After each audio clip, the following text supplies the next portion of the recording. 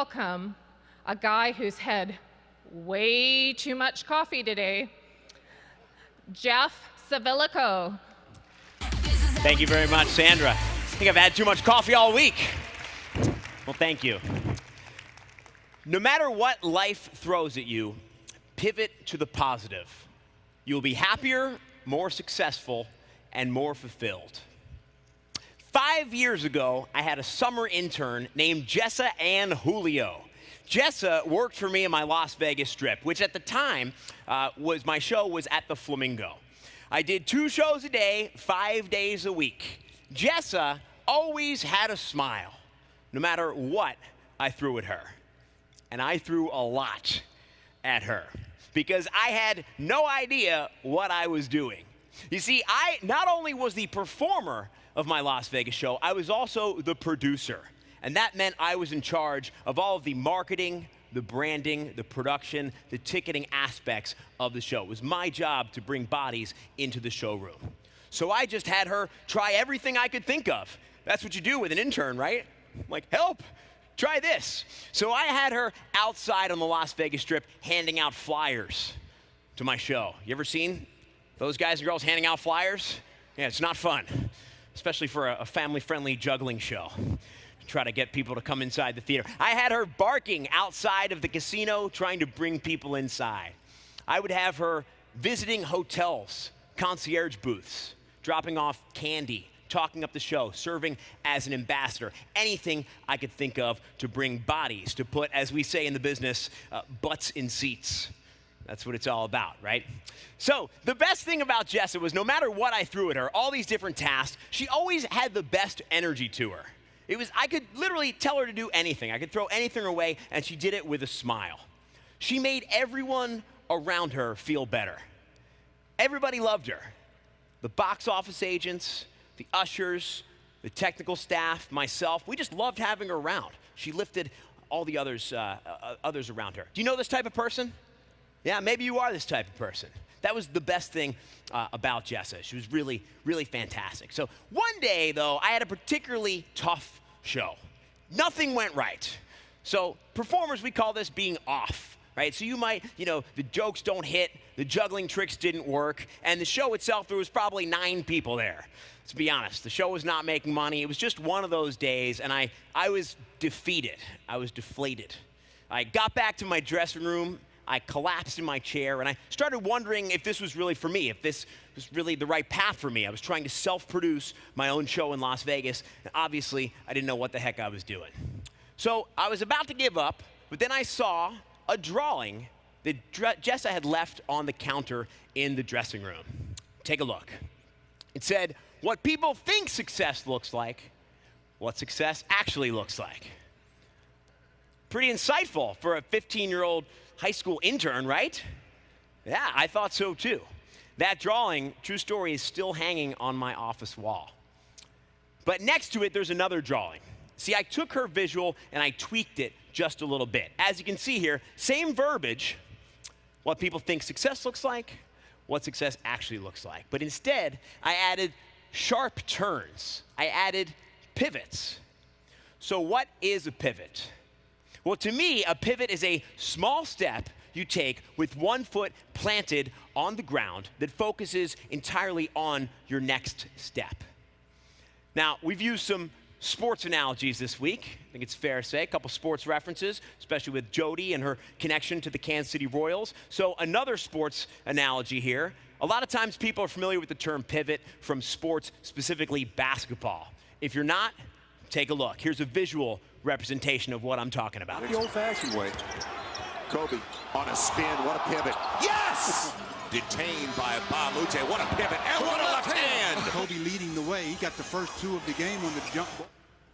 So there you go. So now we all are familiar with the concept of a pivot. That's what a pivot is, right? So going back to the drawing, when I looked at that, I understood, of course, what Jessa was getting at, right? Her point was that life is full of twists and turns, ups and downs. You got to keep going. Everything will work out along its way in due course. She even wrote the words, if you remember that, keep on juggling. at the bottom, which I thought was such a nice metaphor. Of course, she was referring to my juggling show, also juggling everything that is going on in life. So when I looked at that, though, I really thought I've kind of made some intentional moves, some intentional, as I would say, these pivots. It wasn't as if life had just kind of taken me. Of course, I'd been more intentional about it. Because you see, I was born the youngest of 3 brothers to a very traditional family. That's Gene, John, and Jeff right there. True story, Gene is a neurobiologist, John is a dentist, and I'm the juggler. That is, oh, that got applause. Thank you very much. I will take your pity applause. I will take it. No, but we're all great friends. The picture on the right there is from Vegas earlier this year. We're all great friends, but it was kind of a traditional academic upbringing, and there was a traditional career path that obviously I didn't follow. So, yeah, putting it lightly. So my first pivot came at about age 7, 8, where I pivoted away from this traditional career path, and I started juggling. I used to do juggling shows in my kitchen for my grandmother after dinner. That's my first juggling partner there. That's Graham, as you can see. Yep, still have that jester hat, in fact. So I used to do shows for my family, because that's what was comfortable to me, right? I'm not going to get heckled by my grandma. At least I hope not. But then after I got comfortable in the kitchen performing, I pivoted and started performing in public. I went total 180. The opposite of performing in your kitchen is performing on the streets. So I performed at the Inner Harbor at Baltimore, if anyone is familiar.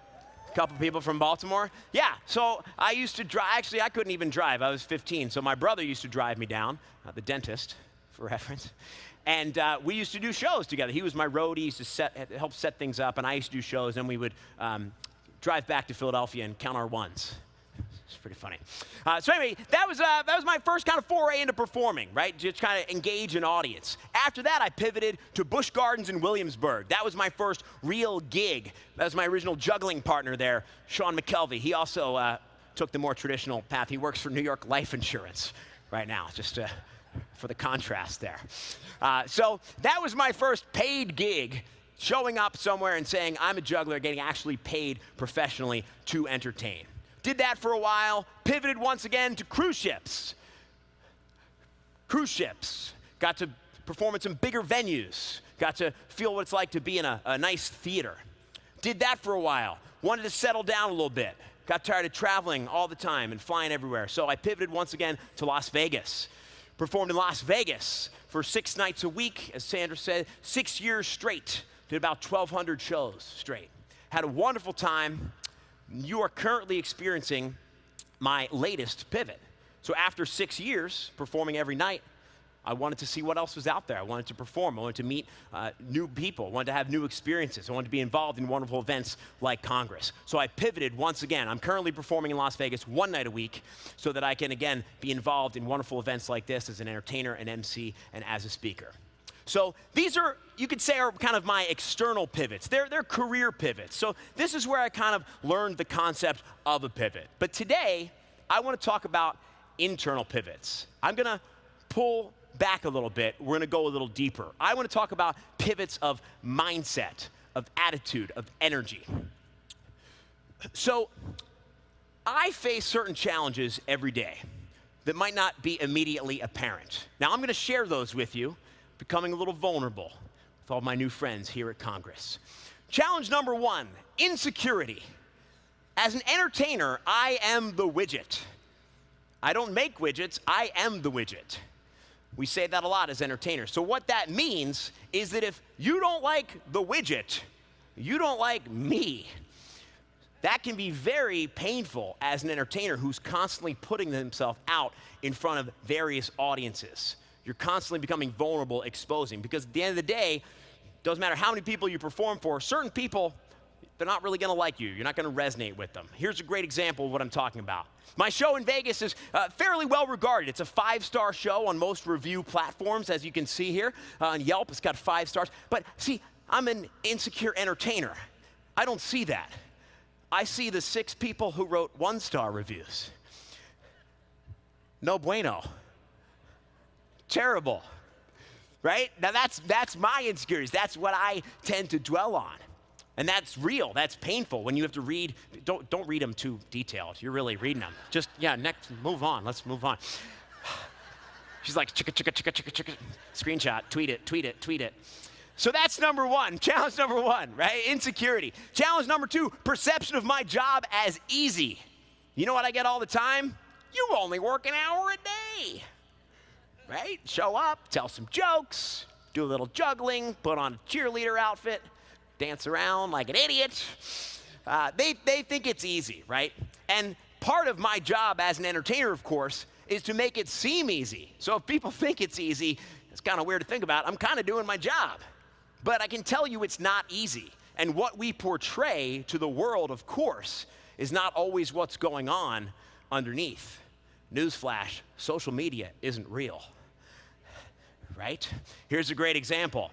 The event before this event, I was performing in the Maldives. It's an island chain, a beautiful remote island chain off the coast of India. It's absolutely gorgeous. I was hosting a show for a tech company, okay? I posted this photo on Instagram. That wasn't what the trip was like. No, I was not laying on the beach drinking margaritas. So I flew 32 hours to host a show for one night. It was a 6-hour award show. So when I got to the islands, I dropped my bags, and I had to rehearse all day, did the show. Next day, flew home, another 30 hours. I landed at 5 p.m. in Las Vegas, and I went right to my showroom to do my 7 p.m. Vegas show. Now, was it enjoyable? Of course. It was a once-in-a-lifetime experience. I'm probably never going to have that opportunity, but it wasn't that, right? And it certainly wasn't easy, is my point. Number three, challenge that I have to deal with, disconnect between what people think my job is and what my job actually is. So what people think my job is this. This is about 5% of my actual job. My actual job is a lot more boring. It's emails, it's spreadsheets, it's forecasts, it's actuals, it's QuickBooks, it's CRMs, it's databases, it's conference calls, it's Zoom meetings, it's thank you notes, it's travel, right? People see this 1 hour of a day and they think that's my 24-hour day, and it's not. So I could go on, but the point is I just wanted to illustrate a couple of those challenges, a few of those that I deal with on a daily basis, because now we're going to pull back even further, and we're going to go a little bit deeper. See, over the years, I realized that my challenges are not unique to me. They're not Jeff challenges. They're not even industry challenges. I believe they are human challenges.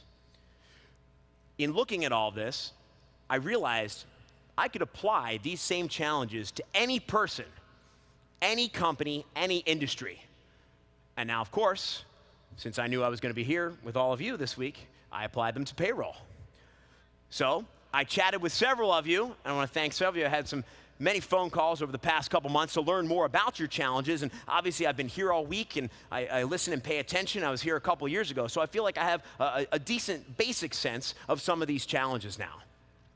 And the cool thing is, they're the same, as I said, as my challenges. Obviously, the details are different, the specifics, the jargon. But my point is, the overall challenges are very similar. You can certainly see some parallels. So what did I say? I said insecurity, right? That was my first challenge. So for me, it's insecurity based on negative feedback. For payroll, perhaps you did not intentionally choose this profession. Intentionally. Some of you maybe not. Maybe, as I've heard from some, you started off in HR, in finance, in accounting, and all of a sudden now, you're the payroll department. Has that happened? Right? That can create insecurity, right? Number two, there's a perception of the job as easy. Am I right? It's not easy. Duh, it's really hard. What do you say to people when they say, anyone can do payroll? Right? Are you kidding me? No, of course, there wouldn't be associations like the APA. There wouldn't be all these certifications. There's a huge learning curve, very steep learning curve. And you don't have to learn it once. It's continuing education, right? You learn everything, and then you have to keep learning. You have to keep getting certified. You have to stay up to date, know what's going on in the world, in government, in regulation, how that affects you and your situation. So I know that, of course, now after spending a lot of time, more than most in this industry, I feel like, and you know that, obviously, but a lot of people out there don't know that. And that's what I'm talking about. That's that challenge of a perception, a misconception. And number 3, I talked about disconnects. I talked about a disconnect between what people think of my job as and what it actually is. For payroll, I have learned that there are a ton of disconnects because the payroll industry, there's a multi-layered approach, right? So you have government officials creating regulation, and you're the ones who are actually implementing what's going on, what's happening. In between there, you have business owners and executives. They don't have the knowledge base that you do. You're the experts, they're not the experts. They don't have all that breadth of knowledge that you do, and that can cause some tension, right? That could cause some, really a disconnect and some tension because you're at a certain point the moral authority of the company, right? You're keeping the company in compliance, right? Is that fair to say? Yeah. So how do you deal with all of that negativity, or potential negativity, I should say? Not everybody feels this way. I'm not saying that. And certainly not everyone feels this way all of the time, right? It comes and goes for me as well. But I believe you deal with that negativity the same way that I try to deal with that negativity, which is pivot to the positive. Now, how do you do that? 1, you acknowledge the challenges. You have to acknowledge them, right? That's always the first step, clarity. If you don't acknowledge what's going on, you don't acknowledge those potential insecurities, those potential misconceptions, those potential disconnects, you can't do anything about them. So first, acknowledge that those challenges are real. And it should come as some comfort in looking at an industry like mine, such a contrasting industry, that I face those same challenges too. So it's across industry lines. Everyone on a certain level has, again, those same challenges. So that's the first step, in my opinion. You acknowledge the challenges. Number 2, you own the challenges individually. Choose happiness, right? Think about Jessa. I always go back to this. Before, I thought of myself as working in a silo. I was a one-man show. I don't have a team. Jessa became my team member, right? So own it, and take pride in what you do. APA makes that so easy, right? They make it so easy to become competent, to become confident, to get certified. So own it. You can choose to be that person who's like, it's Monday, right? It's Monday. Or you could choose to be that person I reference like Jessa that just elevates everyone around them, that everyone just wants to be around, that has that phenomenal, contagious energy. So that's number 2. Number 3, own it as a team. Own the challenges as a team. You might be thinking, well, Jeff, I'm a one-man department. Back in my company, I'm a one-woman department. Well, guess what? All your team, you're sitting with them, right? We're all on the same team. Here at APA, brings everyone together. Such a phenomenal organization. They allow these relationships to be built. I was really moved at the opening session talking about how many people have called each other at various companies to have questions. One of our opening speakers was talking about that. That's fantastic. That's exactly what I'm talking about in action, right? Is now everyone doesn't have to be in a silo because you are a part of this organization. Because let's face it, probably not going to retain all of the info in a week that happens here. How could anyone possibly retain everything? But the important thing is that you're building those relationships, you're building those connections that enable you to actually take this further and to come to anyone you possibly need to for help. So to me, that's how I see it. I see no matter what is happening in your life with these challenges at work or personally, I believe that if you pivot to the positive by acknowledging the challenges, by owning them individually and by owning them as a team, to me, that is the answer. Now, I began this week as your MC.